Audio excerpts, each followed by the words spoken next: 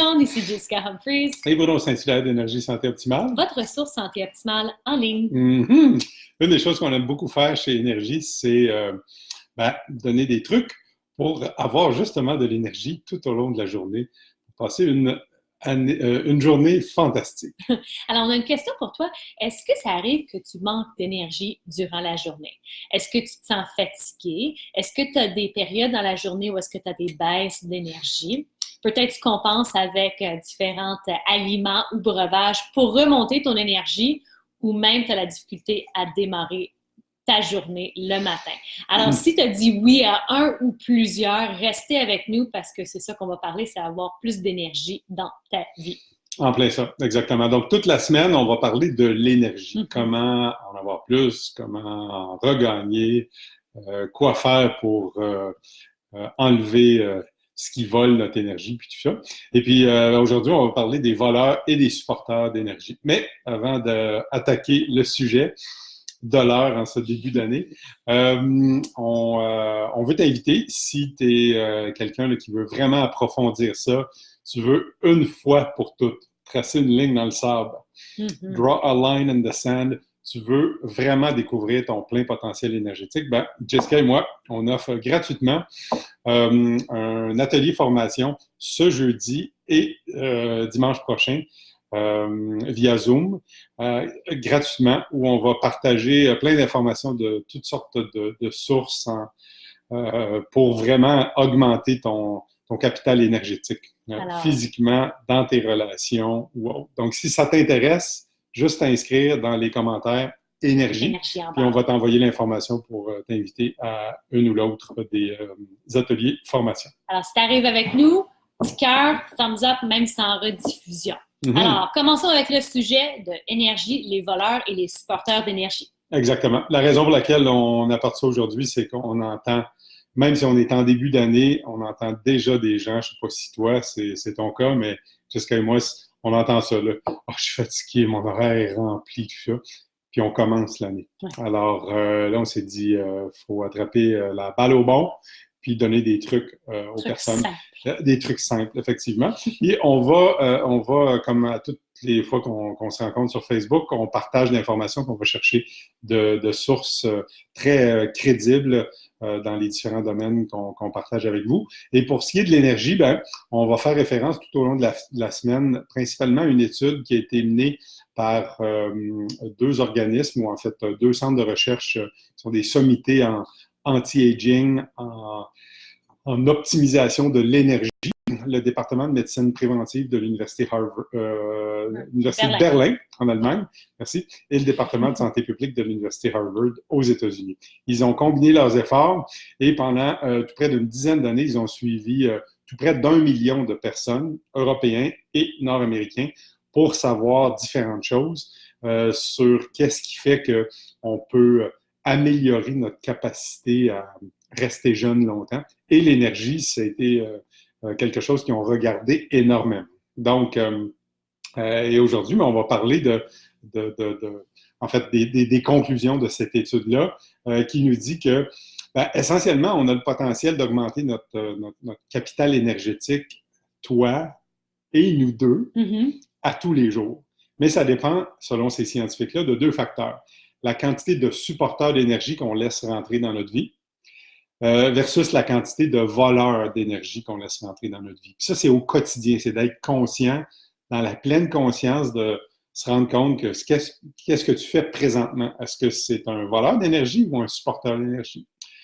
Et puis, ce que tu veux faire, c'est additionner le plus de supporteurs d'énergie dans ton quotidien pour, justement, que ça remplisse ton réservoir. Enlever les voleurs. Exactement. Donc, ce qu'on va faire avec toi aujourd'hui, c'est, Jessica et moi, on va partager des voleurs et des exemples de supporters d'énergie que tu peux instaurer dans ton quotidien. Simplement dans ton quotidien. Simplement. Oui, parce que ce qui est facile à faire est aussi facile à ne pas faire.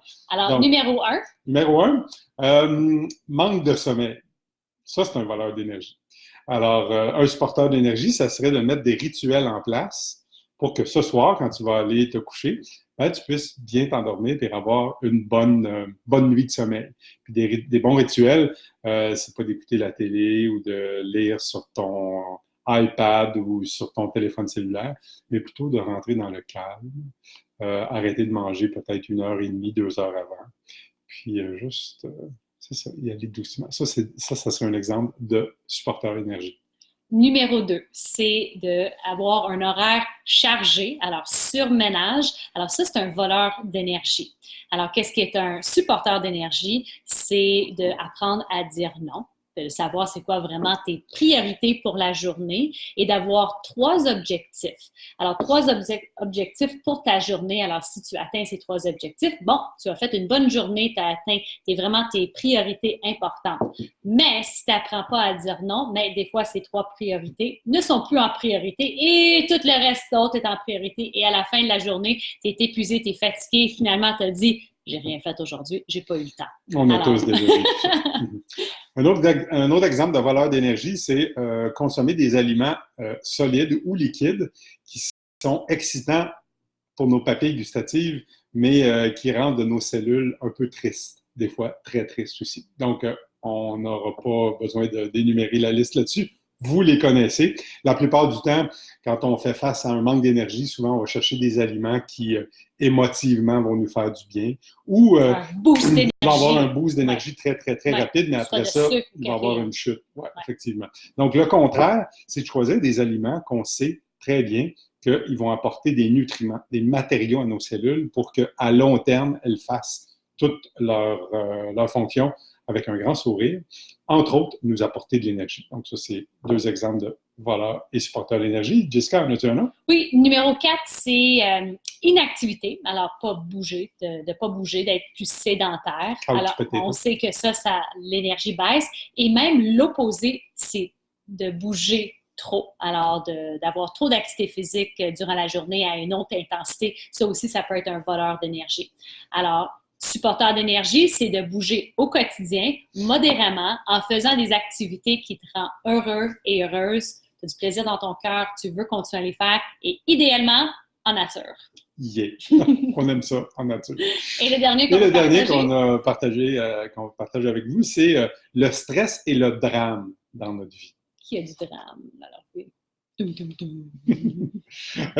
Donc, on le sait, le stress, c'est un voleur d'énergie. C'est probablement le plus gros voleur d'énergie. Et aujourd'hui, parce que les gens sont surstimulés par leur présence sur Internet qui n'est pas structurée, tout ça, ils sont stimulés constamment par des choses qui sont pas profondes. C'est des choses, des incidents, des choses auxquelles ils n'ont aucun contrôle.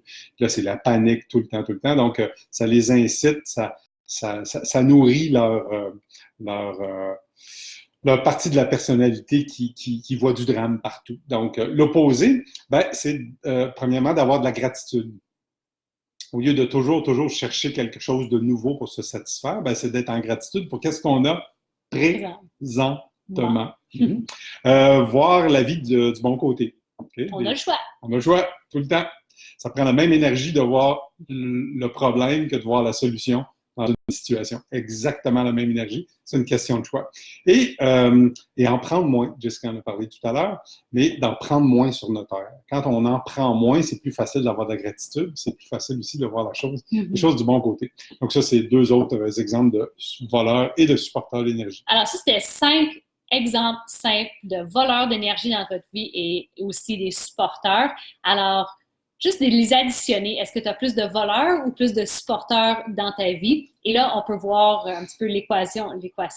C'est ça le mot, au niveau de ton bilan énergétique. Enfin, ça. Alors, est-ce qu'il y a un supporteur d'énergie que toi, tu vas mettre un petit peu plus dans ta vie? Alors, tu peux l'écrire en bas ou sinon lequel tu vas travailler là-dessus cette semaine. Enfin, ça. Et comme Bruno a dit au début, si toi, c'est vraiment ton année 2020, tu veux vraiment faire des changements dans ta vie, tu veux vraiment que ça soit ton année où est-ce que tu découvres la meilleure version de toi physiquement, émotionnellement et spirituellement, bien, on va approfondir dans ce qu'on vient juste de parler cette semaine lors de notre atelier conférence énergie jeudi soir et aussi dimanche matin, une autre diffusion qui va être disponible sur le web live avec nous. Alors, si tu es intéressé de venir assister à notre atelier formation gratuitement, écrire énergie dans les commentaires en bas. Ça nous ferait plaisir de rentrer en contact avec toi puis donner l'invitation. Alors, sur ça, on revient demain pour continuer à parler de l'énergie, mais ça va être plus l'énergie et bouger. Alors, merci pour tout le monde qui était avec nous. Je vois qu'il y avait Justine. Salut Justine, je ne vois pas les autres noms, mais on vous souhaite une très bonne journée. Si c'est l'information que tu as trouvée pertinente, s'il te plaît, partagez. Bye! À bientôt!